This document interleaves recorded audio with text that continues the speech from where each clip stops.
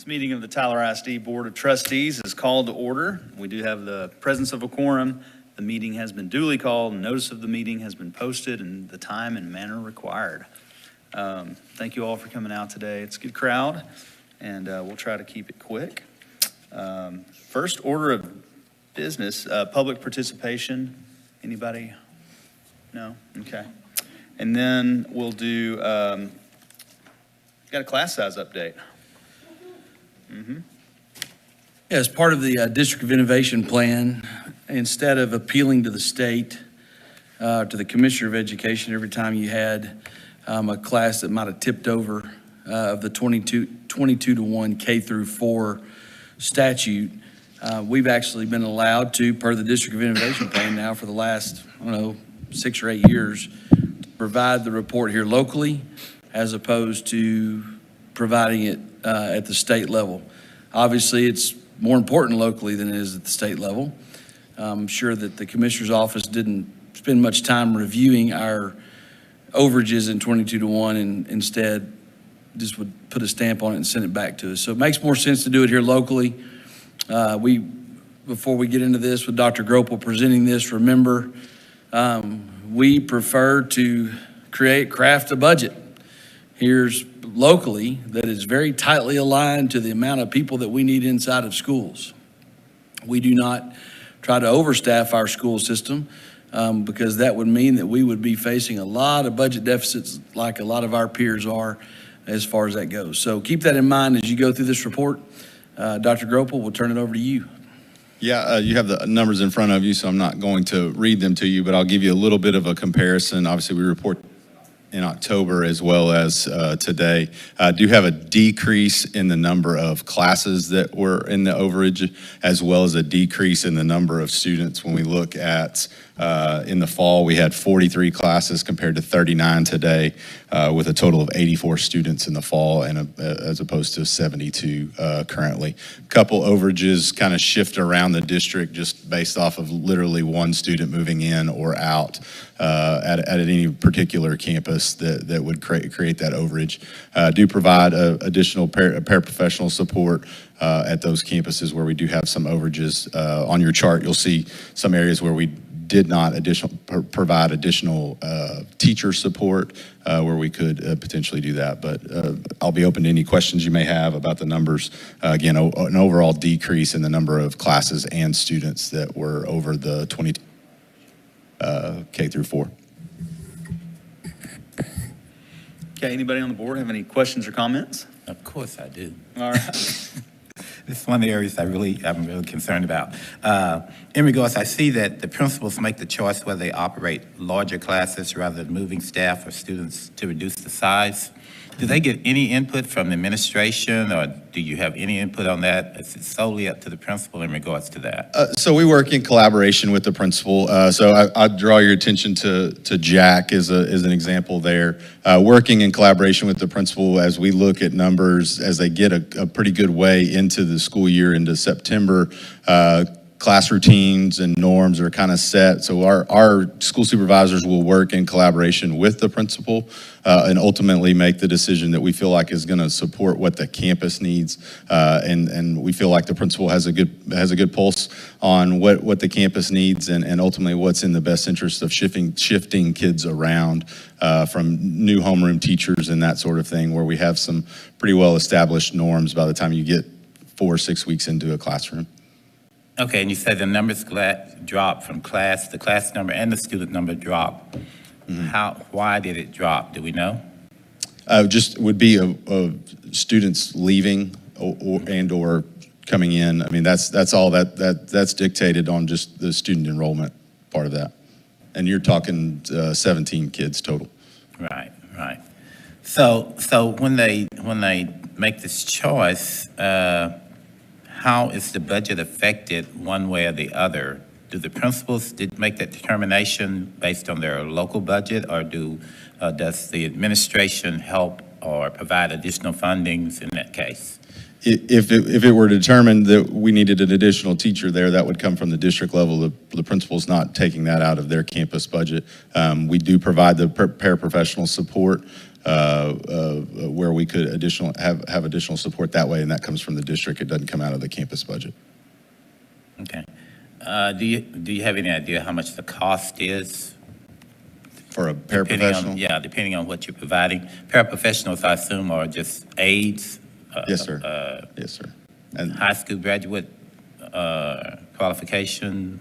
yes, sir. Okay. And I got to pass all the background checks, et cetera, to be employable by the district, but I don't know that. Do you know what an individual aide would cost? So roughly 20,000 total for a paraprofessional in those classrooms. Okay. And so as the numbers fluctuate, so that the paraprofessional go in and out in that regards, right? Depending on if the number fluctuates, we're going to keep them there for the entirety of the semester. We reevaluate at the end of the semester if there are some paraprofessionals that need to go from one campus to another, or there's no longer an overage at a specific classroom. We make that adjustment at the semester. And you're saying semester ending December and May or whatever? Yes, sir. Okay, that's what I thought. Okay. Okay. And just, if anybody's watching, wondering about the chart, the actual numbers on there, like, let's just take the bilingual classroom, says kinder at Bonner, it says 1. That's a student number? Is that So the one? number on the chart, that Bonner number you're talking about, is one classroom. One. That is 3 students over. In the case at Bonner, we have There you one bilingual classroom in the kinder grade level total. So we only have one classroom that could potentially be over. Very good. Number of students right there. Yeah. Okay. Anybody else have any? So, just to capitalize on, while we got talk about Bonner, there's 23 kids in that one single bilingual class, correct? There are 25 in that bilingual 25, class. excuse me, 3 number of students. Yes. There's 25. Yes, sir. So, to get under 22 to 1, you would need to hire another teacher, and you would have 2 classes of 12, which would eventually cost $60K. Right. An FTE usually, first starting teacher would cost $60K. So this is a more fiscally conservative approach to doing this as opposed to going out and trying to find another teacher. Yeah, and you look at Bonner in monolingual, in the fall semester, we had 2 kinder teachers there with a class of 10 and a class of 11. We moved one of those teachers to another campus to serve a need there, and then they get 2 students that enroll that pumps them from 21 to 23. It's another example, kind of what you're talking about, Dr. Crawford. So, Go ahead. question, when you move the teacher from one campus to another, Yes, sir. who picks up the cost? The district. The district? Yeah, it's So the not- principal's budget doesn't go to teachers' salaries? No, sir. Okay, it's No, just the administration of stuff on that campus that they need, not the salary. So the principal's making the choices is simply based on how they want to move their staff around and not necessarily their budget at all. Correct. Okay, just want to make sure I understand. Yes, Okay. sir. Jack, second grade with 5 students or classrooms? Classrooms. Classrooms. Classrooms. The Jack second grade is 7 kids that, that's a large group at Jack in that second grade group. large cohort coming through? Yeah, and so we've already made budget plans to add a third grade teacher over there to accommodate that group as they come up. We had an influx in enrollment as they came from first to second there in that group, and we've already made the adjustment for next year to accommodate that group moving forward. Yeah. It'll be very interesting as we go forward, because you see a lot of larger school systems, I'm not considering us that, but like your Metroplex school systems and your cohort birth rates are down in Texas. And a lot of folks are having to close campuses and things like that because of these, you're just not having as many kiddos. You've got some charter encroachment in some of those areas. It's pretty stable here. Although we're seeing some private school parents kind of come back into our systems sporadically. And I think that comes in waves. It's interesting how we have school here in Smith County with all the different choices that we have. But it will be interesting to see what those what do they call them? Loper's not here. When we have PASA come in here, is it cohort survival rates? It's something almost morbid on what they call it, but it does, that's what you're talking about is your kindergartners and how many kindergartners there are, and statewide, you're starting to see because of issues. You talk about COVID, you're talking about the economy, and you just talk about generations not having as large of families as they've had in the past. Obviously, moving from an agrarian society to a more contemporary society we've seen that impact over the last 50 years in education in Texas. You're going to continue to see that trend.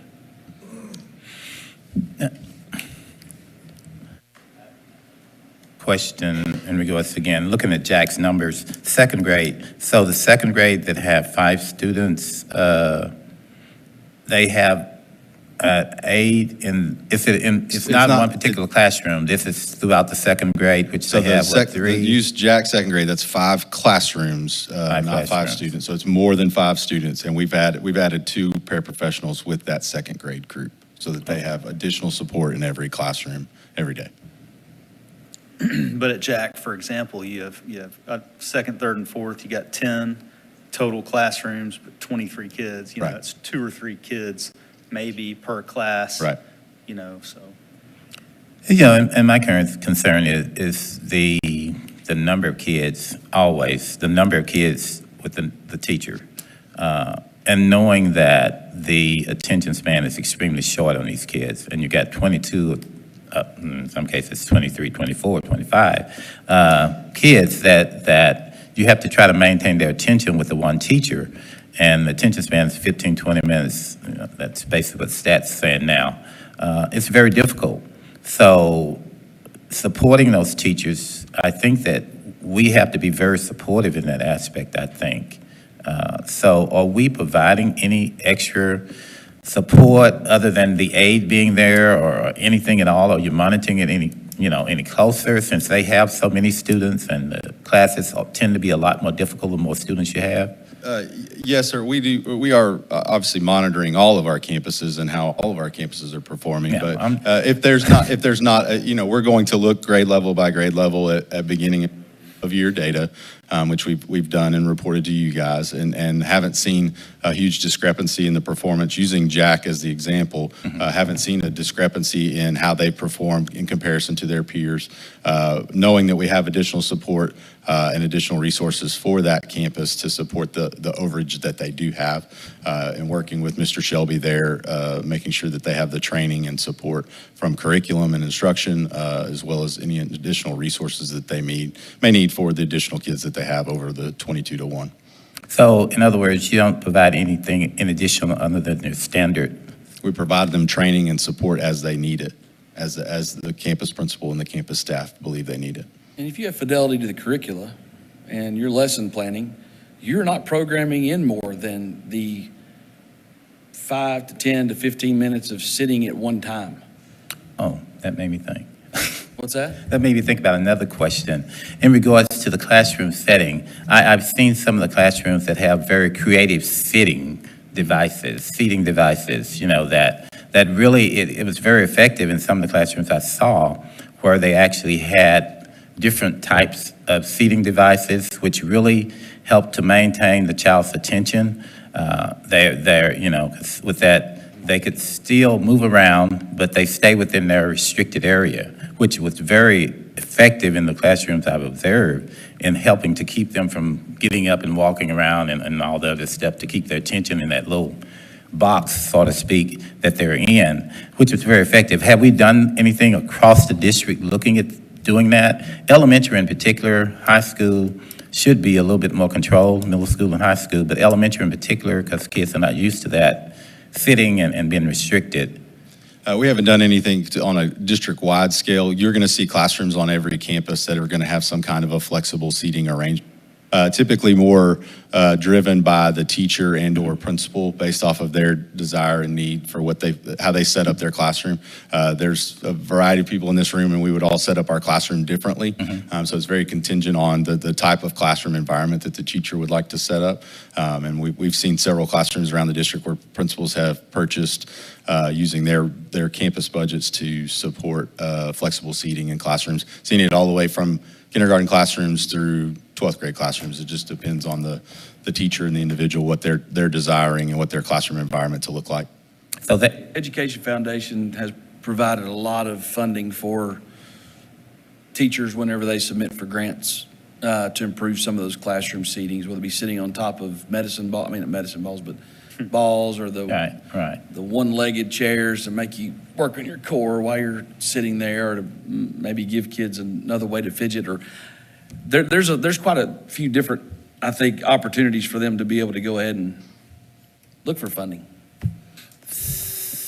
so you said that comes out of the principal's budget or through grants, in other words? That's correct. The district doesn't actually supply those or look at providing those in those areas where it may be a need? I don't know if we've done anything on a grand scale to the entire district. I just know in Lachlan's class one time, like the teacher reached out and the parents bought them for the classroom and they all got their money together. Sometimes the PTA will then fund some classrooms that want to do it, and it's really up to the teacher if they want that type of flexible seating in the classroom. Like, not all of them want that because they don't feel like it's needed for their students. So that's kind of how we did it when we were at Andy Woods. And you've got some examples of some kids that fidget stool that Dr. Crawford's talking about would be as much of a distraction as anything for them. So it's finding the niche, and there's no one size fits all model to what that kind of environment needs to look like. Yeah, I appreciate that about the PTA and people reaching out, but some of the schools just getting their PTA started back and they don't have any money. So to help with that, I was just concerned about it and making teachers aware of those options and the possibility, because it's very difficult. It's challenging to have 22 kids. I know I teach at church Bible class, and I don't have 22.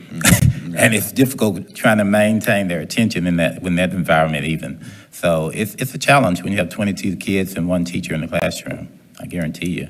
So, okay, thank you. Mr. Gropel, any studies on effect size, on how class size does it make any difference if you're at 21 versus 23 in the overall? I mean, there's a lot of research out there. Obviously, John Hattie's done a meta-analysis of classroom effect size or class size effect size, and has found it to be a pretty low impact on overall student achievement, with higher numbers being not negatively impacting student achievement. I think we could all agree the person in the front of the room, the teacher, is the most important person in that situation that's going to make the learning environment what it needs to be, regardless how many kids are in there. And I think over the last 11 years, sitting here and going over this and talking about all this, I have heard that the single most impactful thing is the teacher and quality of instruction. And then I think that number, if I recall correctly, from about, I don't know, we really looked into it maybe 5-6 years ago. I think it was like 12. It would have to be cut to something that would, you couldn't afford. It's actually lower than that. Yeah, it's lower than that. Okay. And Hattie has done research to where the professional presentation of the teacher is more impactful in student outcomes than actual class size. So it's not just the quality teacher in the front of the room, but how the teacher presents themselves professionally and speaks to the students actually has a little bit more impact. And Dr. Norman's not in here right now, but if we can find that information, we can certainly get that to the board. Sure can. But class size would be comfortable for folks. And so we'll try to make those classes as comfortable as we possibly can, with also keeping in mind the budgetary restrictions that this board puts on us, the state legislature puts on us now, even more so, and then the community expectations of presenting a balanced budget when we can. So there's a lot of knives to juggle when it comes to personnel and to doing some of these things. I think we've said it before, said it a year ago. At the same time, we've got one bucket to pull from, and if y'all want us to cut something else to make something like this happen, or maybe not exclusive district-wide, y'all tell us what you want to cut, whether it be football helmets or band instruments or field trips or other things. There's a lot of things that are being discussed right now across the state of Texas just to have basic school provided because of some of the actions that we've had or lack of action that we've had this last legislative session. So that's something to be talked about as we go further going into the next legislative session. Okay. And then if you did add a class for every one that's over, you're into a teacher that's 60K at least, and then you're talking 2 or 3 million on the budget, and then you're talking the actual space to add a classroom at basically 40 classrooms, over the district, which, we have built our buildings to kind of handle Yeah, what and we've some, got. and some of our schools to where, we stratify them, tier 1, tier 2, tier 3, based on historical performance, risk loads within certain pockets of our community. We don't staff and fund every campus the same way. We don't resource allocate every campus the same way. And that is our way to be able to alleviate some of the psychosocial issues that some of our kids bring in to our campuses. Again, those are the clustered campuses. We've said this before, and we'll say it again, district-wide, every one of our campuses has kids that are economically challenged. Every one of we don't have an exclusive campus to where we don't have some economically challenged kids that need supports. So you got to keep that in mind as well, that you don't want to just take away from a campus that doesn't have as many bundled kiddos that are economically challenged just to provide support to the economically challenged kids, because then you wind up not being able to support the economically challenged kids at that one campus. So it's a complex process of trying to fund your schools and trying to allocate the resources appropriately. There's no doubt about it. Let me say this, because last time I mentioned that, Wade mentioned that it was impossible to add teachers at every level. I don't think that I'm that naive to think that we can actually add teachers or classrooms. I'm just asking for support, the minimal support that can make a difference. I think that I'm realistic in the aspect of knowing that we can't add classrooms every time we have 1 or 2 people over the numbers. I'm saying realistically, what can we do to add support to those teachers that have the 23, 24, 25 students in that classroom? And it's not adding another teacher. That would be going to the extremes. And I don't think anybody wants to do that.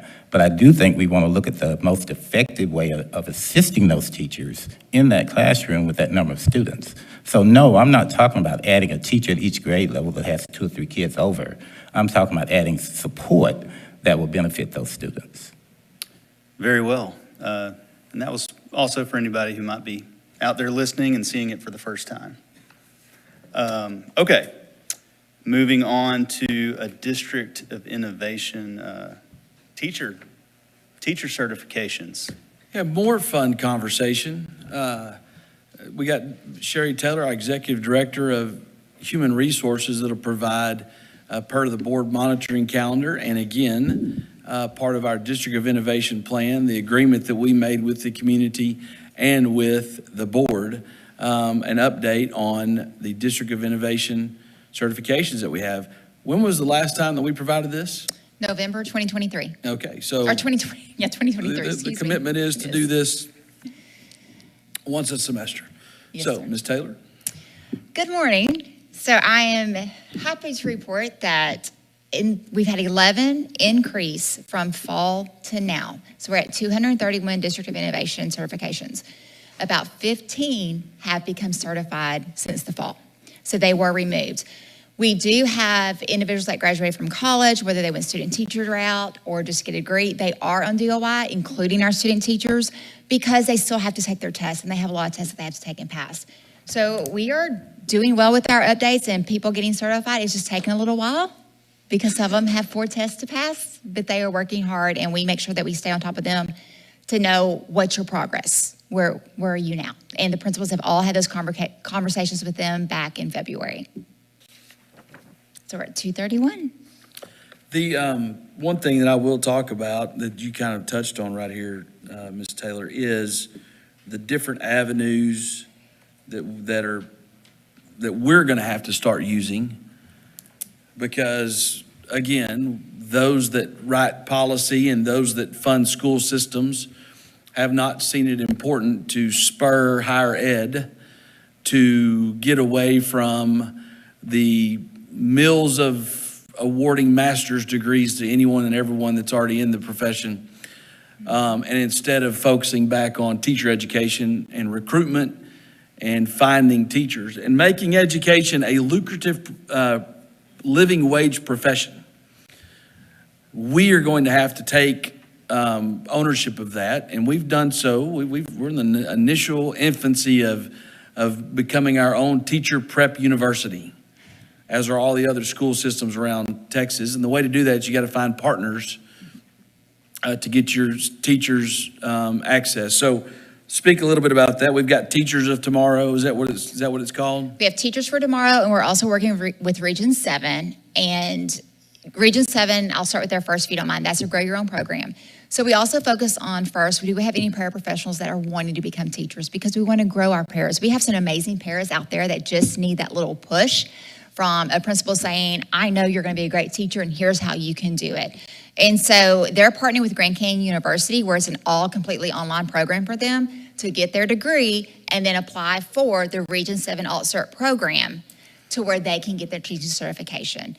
Region 7 has changed their program to where now it's all online. And then they do have individuals that come out to the campuses, and then they'll evaluate the teachers with the T-test rubric and help grow them as they're working on their teacher certification. So that's the one partnership that we have. The other partnership is working with Texas Teachers for Tomorrow.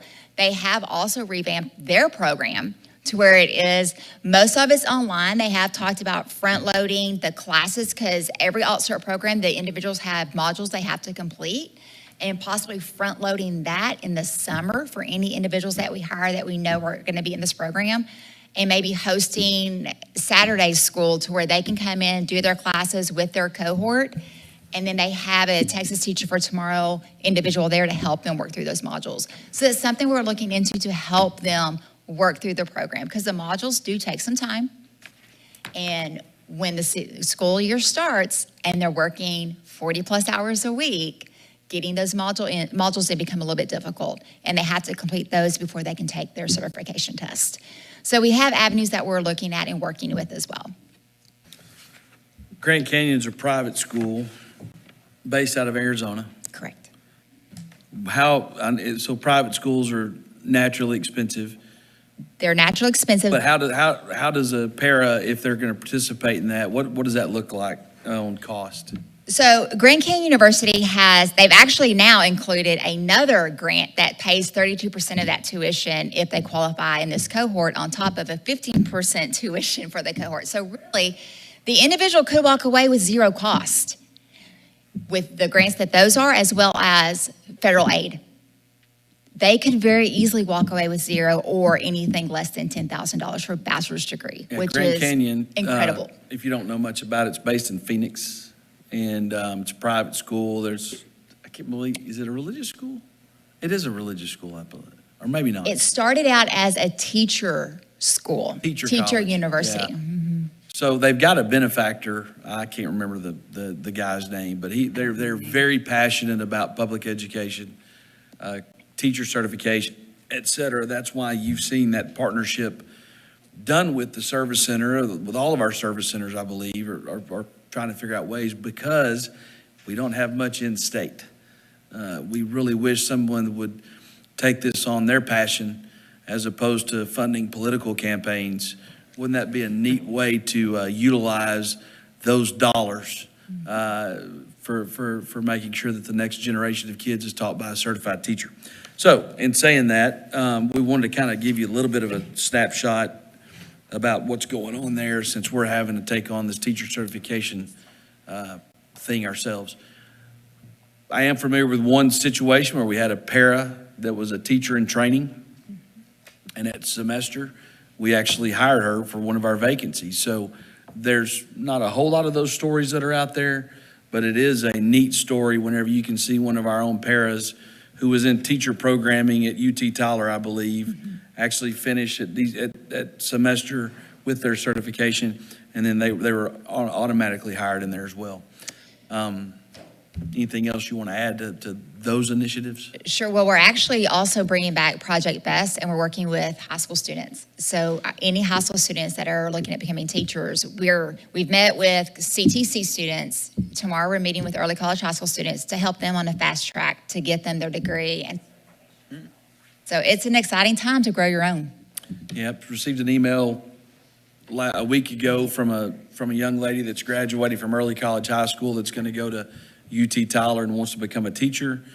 She said she'd run into me somewhere, and I'd said, hey, we'll hire you while you're doing that. So, you know, those stories like that, while few, are certainly significant, and hopefully we can capitalize a little bit more on that. So, Okay, anybody else? Of course, I have a question. In regards to the certification and non-certification, I understand the importance of it, and we have to definitely keep hiring teachers in the classroom that's very effective at the job. And I think that a lot of the certified teachers are doing a very good job. Now, in saying that, I think that I always look for objective things. Have we done any studies to look at how the non-certified teacher and the certified teacher's outcomes compare for TISD, for our students in the classroom, et cetera? Have we done any studies like that, or can we do anything like that, so we'll have an idea that we're on track with our certified teachers and they're able to meet our expectations of what they should be doing in the classroom? Of course, so we have not seen a distinct difference between a DOI teacher and a certified teacher. Right. I can tell you we have DOI teachers that are top teachers in our district. Right. So the training that the district provides when they first come on board with Tyler ISD, it's incredible, especially for brand new teachers. They have 3 years of mentoring and support that helps coach them up and builds that teacher capacity, and we're seeing the outcome of it. Okay, and my question is, can we do any comparisons between certified and non-certified to see that objectively with the data? I can certainly do that for you. Okay, that's my question. Thank you.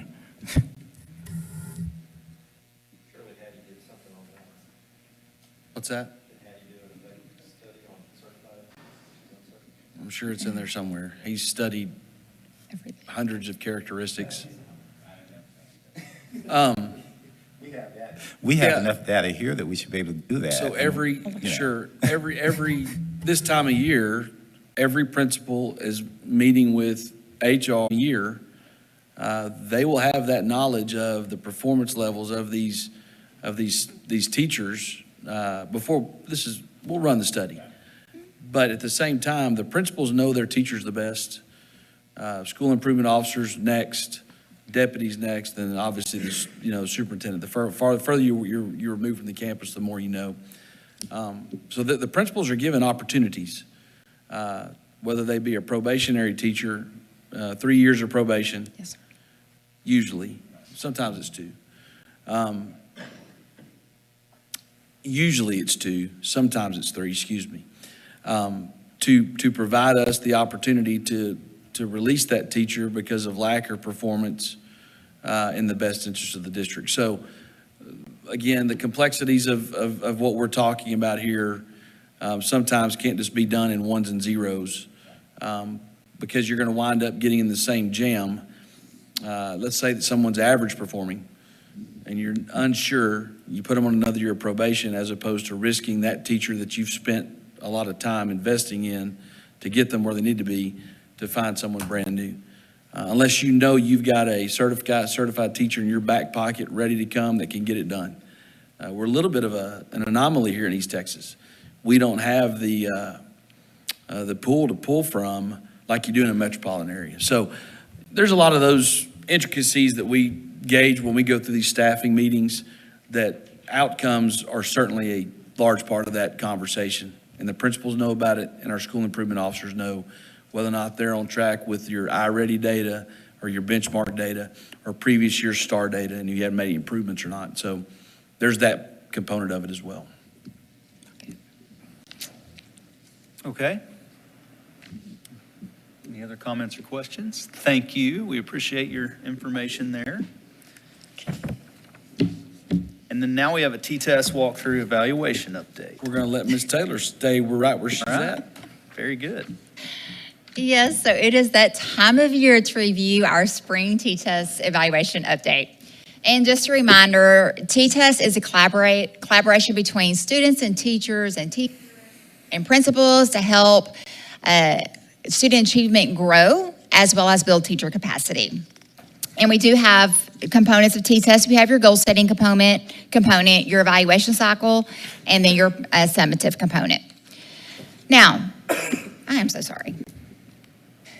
I forget.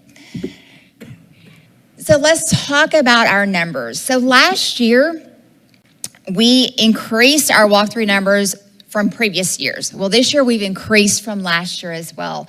We have the total is over 3,100. We've increased 288 walkthroughs this year alone. So the principals are getting, and campus administrators are getting in the classrooms, and they're working with teachers, and they're helping build their capacity so instruction can improve. Our overall average for walkthroughs per teacher is 2.6. That's a good average to have at this time of year. Now, we do ask them to do 2 walkthroughs in the fall and 2 walkthroughs in the spring, but you can tell we're a little bit over that average at this point. The next slide is we're going to discuss our observation data. Our observations did drop by 283 this time of year, but it's because we're getting more walkthroughs done. And I'm also seeing that principals that did 2 observations by this time last year, they're holding off on that second one to see what the benchmark data is going to show, and then do an unannounced at that point, and to see if everything that they have given, the advice they've given the teacher, they're going to see it in play in the classroom. So they're giving time to get all that research before they do that second observation. So that's why our observations dropped a little bit this year. And they dropped by 22. But middle schools did increase of observations this year. So we were proud to see that. So the greatest way, as I stated earlier, to improve student achievement and growth is through building that teacher capacity. And our campus administrators have been through so much training from our chiefs of school leadership and curriculum and instructions that they are able to sit and coach the teachers. So it's not an evaluative, I got you system like it used to be with PDOS. It is truly a coaching model. After the observation, they do the post-conference. They talk about, okay, what 2 goals can we set for you to get better and for you to continue to improve on because you're doing really well. And that's the conversations that we really want to hone in on with our teachers. Okay, so any questions with T-test? What's required? We have 4 walkthroughs required, at least 2 in the fall and at least 2 in the spring, and at least 1 announced observation. And that announced is where we do the pre-conference, then they go into the observation, a teacher submits a teacher self-assessment, and then they have the post-conference. The unannounced is you remove that pre-conference. So you're going to go walk in and do a 45 unannounced to see if everything that you've coached them up on is taking place. Do we exempt any faculty from receiving any of those things you just described? No, sir. Every teacher has to have walkthroughs and observations, especially since we are a teacher incentive allotment district. We have to submit that every teacher has an observation, and we have to submit that timeline of the observation when it was done. Yeah. There was a time, board, for those of y'all, I think there's only maybe 3 of you left when we started emphasizing this, to where we did not provide back then it was PDOS, but even T-tests before TIA, not everybody received this supervision of instruction. And I think it's been valuable for us to be able to monitor instruction. That's what a principal's job is supposed to do, school improvement officer, deputy, superintendent, whatever, whomever is supposed to be doing these observations and appraisals. Everyone should receive one and have these frequent interactions discussing instructional leadership. I think times have changed a lot to where the principal just stands on the sideline on Friday night footballs or just shows up to the PTA carnival, and that's the principal.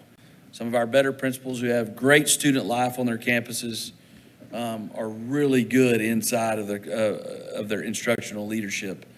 And you see it in their OHI data, and you see it in their outcomes as well. Kudos to Three Lakes for the transformation they've had over there and the way that Ms. Sherman does it.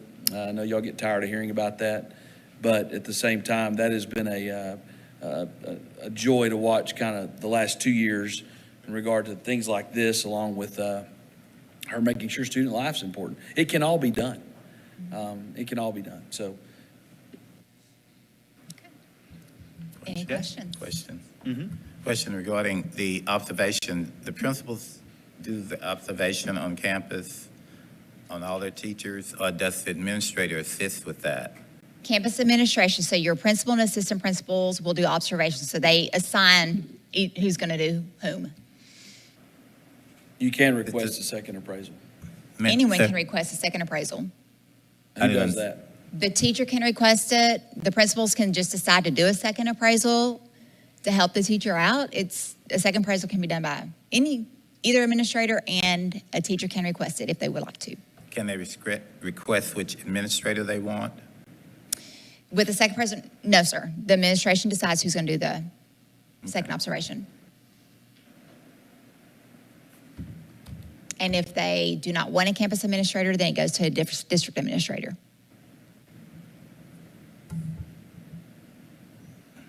Okay, any other questions? Thank you. Appreciate it. All right, that's it, right, for you? For the One more. Oh, you got one more? Holy moly, look at this. Yeah, I was just moving along to action items and figured okay. Tia, teacher incentive allotment. sorry. Spending plan. No, don't be. Yes, so this is my final presentation for this morning. So we would like to add a spending plan amendment, and it's a proposal for all of you to decide on. Currently, we're sitting at 70% of the allotment goes to the designated teacher, 20% goes to a non-designated teacher, and 10% stays with the district. And what stays with the district is it pays for all the fees associated with this program. So after doing research with surrounding communities, there are really only 2 districts near us that have less than 80% going back to the designated teacher. The other districts have now even updated theirs to where 90% goes back to the designated teacher. There's also only 2 other districts that gives a percentage back to the non-designated teachers. And that's anywhere from 10 to 20% to non-designated teachers on the campus. What we have learned, or what we're learning with ours, is we have a high possibility with the 20% of non-designated teachers. It's great to recognize our non-designated teachers, it is. But the longer we're in TIA, the more possibility and risk we have of a non-designated teacher earning more money, more stipend than a recognized designated teacher on that campus. And so we really need to think through that. And is it something that we want to happen? Because then that recognized teacher is, why am I recognized? I could be non-designated and walk away with more stipend money. So as we walked through that, we decided on a possible proposal that we would like you to think about. We would like to change our spending plan to 85% of the stipend goes directly to the designated teacher. That makes us more competitive now with our surrounding areas. It's not the 90%, but we also don't want to forget about our non-designated teachers, and maybe looking at the 5% of the designation going back to our non-designated teachers. The 10% stays to help pay for the district fees, and that is common with all areas, that 10% stays with the district to cover the fees. Fees being Submissions to Texas Tech. Submissions to Texas Tech, any extra, if taxes, things of that nature. And we utilize every penny of that 10% that we've had so far. I would assume that probably goes to like TRS. TRS. Mhm. Now, I can tell you that if we look at the Tyler ISD average and we increase our recognized, which the average is $5,513, if it stays at 70%, that recognized teacher walks away with $3,859. If we move it to 85%, they'll walk away with $7,600, I'm sorry. That's wrong, average. It'll be around $4,500 of that. If we look at exemplary, they're going to go from $7,718 for 70% to $9,372 for 85%. And if we look at master, they're going to go from $14,263 to $17,320. So it does make a difference for that designated teacher to where that retention, they'll stay with us instead of saying, okay, I have this designation, I'm going to go over here, but I'm getting 90% of it. So that anywhere from your first level to your second level to your third level could mean anywhere from $1,500 to $3,000. Correct, a little over $3,000. Yeah, okay. Depending, of course, on the campus allotment. And that's driven by socioeconomic status on your Correct. campus. Correct. Okay, so to back it up for board members who weren't around, because this has been a 5-year process probably. I We're in our remember about 5th 5 years year. ago, it was going to be a 2-year process to even get accepted to kind of do this thing. And there was these committee meetings for like 2 years. And then the final committee meeting, which was, I got to be on it. And this room here was full of probably 10 tables, and each of those tables had, 8 people in it. And they were deciding, okay, if you are a designated teacher and you get this stipend associated with it, you are rewarded, how much of it goes to the individual teacher and how much goes to the campus? So they all voted on it. And as you can imagine, I think the wheels got to turning and said, well, if I'm a teacher at the campus where a designated teacher is, I might get a little bit of that. So they voted on a percentage that, if it would have been my pick, I would have said, hey, let's give most of it to the actual teacher who earned it. But that's how this came up. And so that's a little background on the how they spread out the bonus that the teacher got for doing a good job. So I'm happy to hear that we're reconsidering this and that the actual teacher who is being recognized would get the lion's share, more than the lion's share of that money. So that's kind of how we got here. So. There are some quirks. It's not perfect and it's not clean. And I'm hearing that from other districts as well. When I say that, what I'm meaning is that you might wind up having some exemplary teachers. Is that the highest level? What's the highest? Master's the highest. Yeah, no, we have master teachers here, master teachers there. Master teachers on a campus that may be struggling as far as the the letter grade that they get on their campus.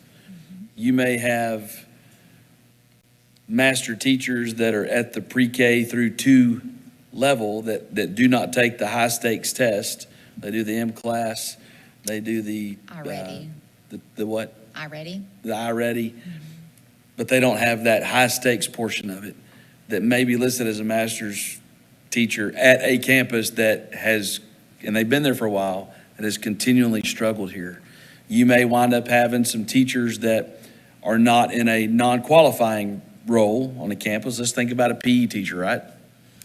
That may stay there year after year after year. All your other specials teachers, in other words, people that haven't been there very long, don't qualify for this, correct? Correct. Or they may leave. And you may wind up having those folks make a little bit more in their 15% or whatever we were. The 20% The right 20%, yeah, that we were allocating over there that you're talking about, than your actual folks that are there putting their neck on the lines every day. Because As they far as will, teaching kids how to read, and do numeracy. So there's some of those unintended consequences in this system that I think you're going to have to refine over and over and over. Because they will get that for 5 years, is that correct? As long as that designated teacher's there. So that 20% builds. So if you have that PE teacher there in 2021, where maybe there would have been 4 master teachers. So that year alone, their designation, let's say, is that 20% is $3,000. And then they're there the following year, and you add 2 more master teachers to that. Well, now they get this 20% of $3,000 plus this 20% of these 2 over here. Let's say it's another 2,000. Now they're at 5,000. And then you have a recognized teacher who earns 4,000. So that 20% builds each year for those that stay there. As long as they stay there, they get every year a designation, 20% of that designation. You know, the correlation between a campus rating, that is something that I believe the state needs to look at Correct. versus master teachers. Even though a master teacher can be on a lower performing campus,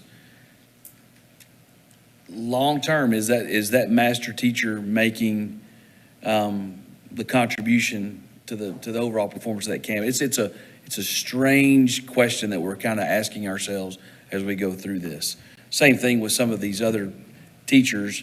Are they contributing to the reading improvement or the numeracy improvement at that campus if they're not in a actual reading or mathematics class?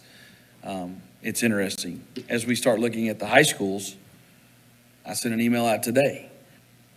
The high schools qualify now,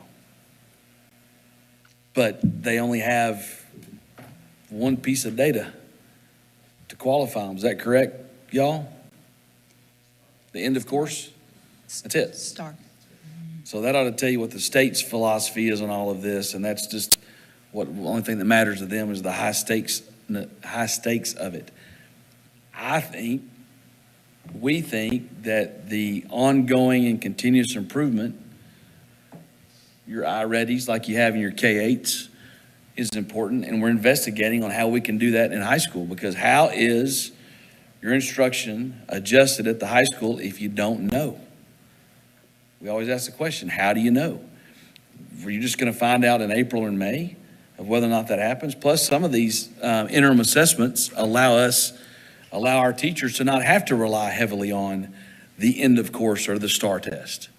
It's how are you making improvements in the kids and growing them as well. So those are some things that are kind of popping up during TIA that you'll see more adjustments like this come before y'all to consider, I think. If the proposal is approved, this will not take effect until the 24-25 year, because we'd have to make the change on the 24-25 application and submit it. And then it has to get approved by TIA. So just know it will not take effect this year. It will stay the 70-20. Okay. I have a question regarding the 5% campus non-designated teachers. How's that utilized? How is it every teacher on the campus get a small portion, or how's it distributed? So they take that 5% of the total allotment that campus earns. So if you had all those master teachers, that 5% of all theirs together, and they divide it amongst the teachers that are there, that are still there, that were there when that designation was earned. So the ones that are there since 2021, they get that designation amount, 5% from 2021, and then they get the 5% divided from the 2022 year, added to that 2021 year, and so that's how it builds. But it's all non-designated teachers that do not have a designation. If you earn a designation, you don't qualify for Right, it. understand So that. the longer you stay at a campus, the longer we retain them, their monies would go up because they don't have the opportunity to, if they're a PE teacher or art, music, whatever that's not getting it. Correct. So you might split it among 10 teachers the first year, but 2 years later, you're splitting it among 5 for the 5 year. You could be splitting the 23-24 allotment amongst 20 teachers, and 2021, you're still splitting it among 5 teachers. Yeah.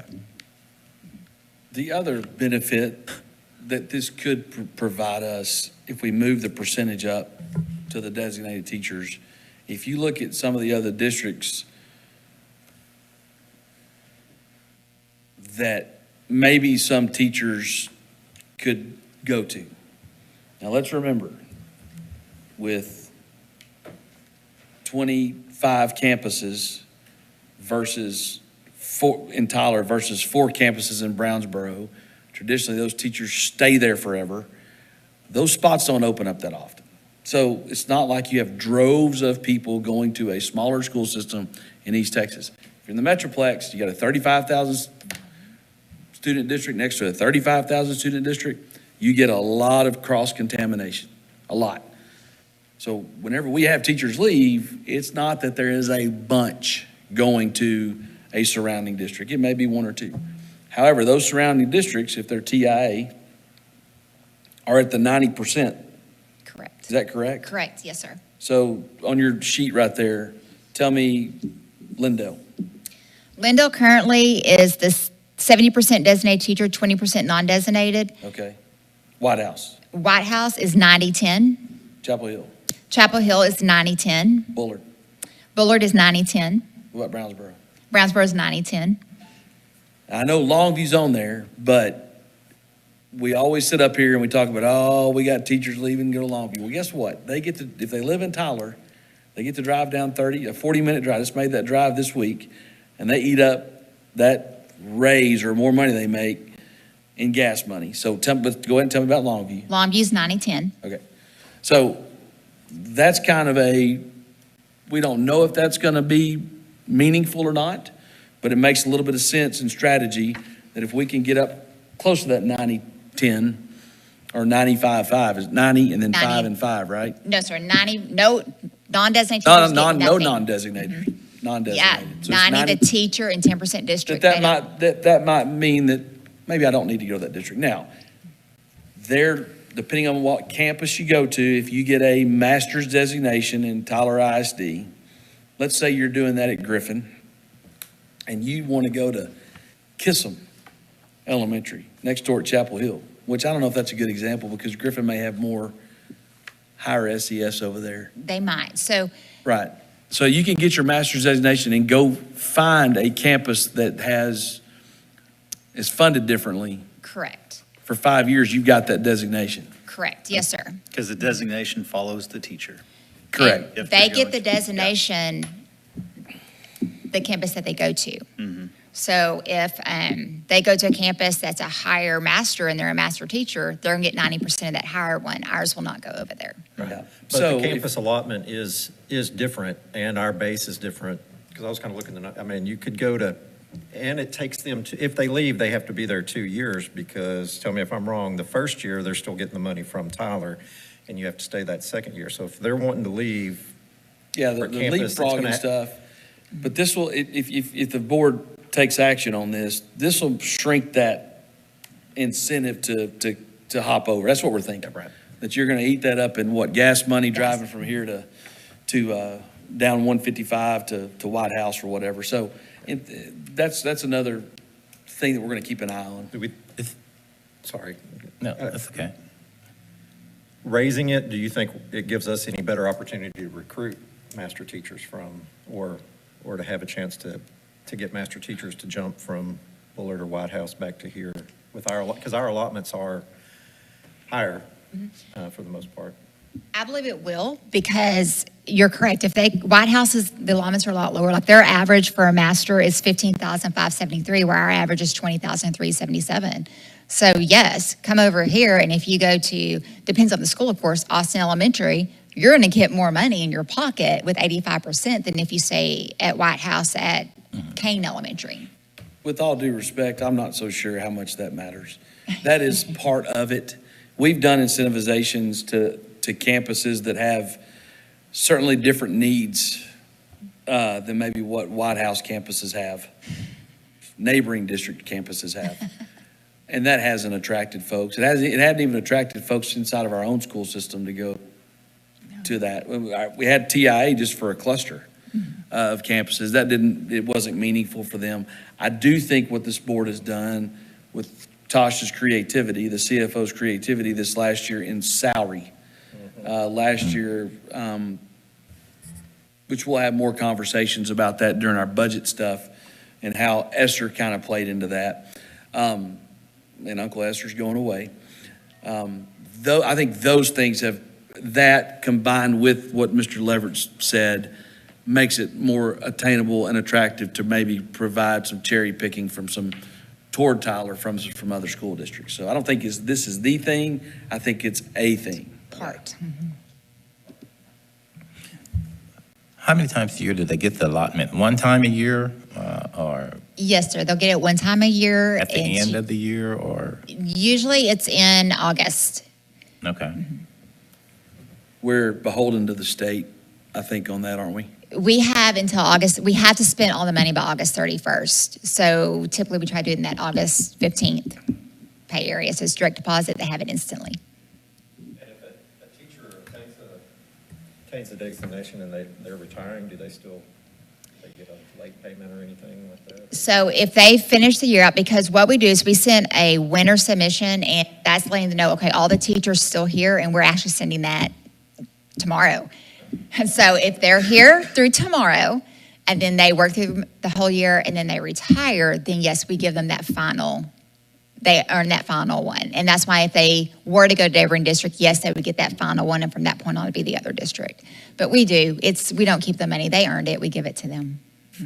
So on your presentation here, the cohort recommended 80%, and then